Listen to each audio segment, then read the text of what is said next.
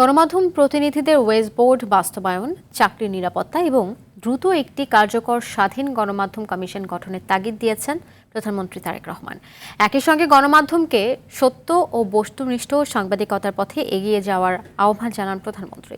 বেসরকারি টেলিভিশন চ্যানেলের বার্তা প্রধান ও প্রধান বার্তা সম্পাদকদের সঙ্গে বৈঠকে এসব কথা বলেন প্রধানমন্ত্রী। বৈঠক শেষে সাংবাদিকদের এসব কথা জানান প্রধানমন্ত্রীর প্রেস সচিব আবু আবদুল্লাহ এম সালেহ। বৈঠকে দেশের টেলিভিশন শিল্পের বর্তমান সংকট, সাংবাদিকদের পেশাগত চ্যালেঞ্জ, চাকরির নিরাপত্তা এবং গণমাধ্যমের স্বাধীনতা নিয়ে কথা বলেন বার্তা প্রধানরা।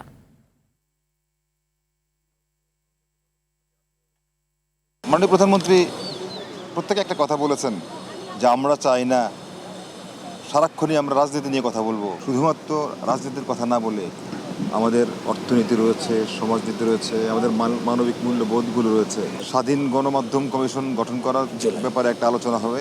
সেখানে যেই সমস্যাগুলো আছে সেগুলো নিয়ে যারা এই ইন্ডাস্ট্রির সঙ্গে জড়িত আছেন সবাই মিলে বসে একটা নীতি কাঠামো তৈরি করলে আমরা আশা করি যে আমাদের বিদ্যমান যে সমস্যাগুলো আছে এগুলো একটা সমাধানের দিকে যাবে।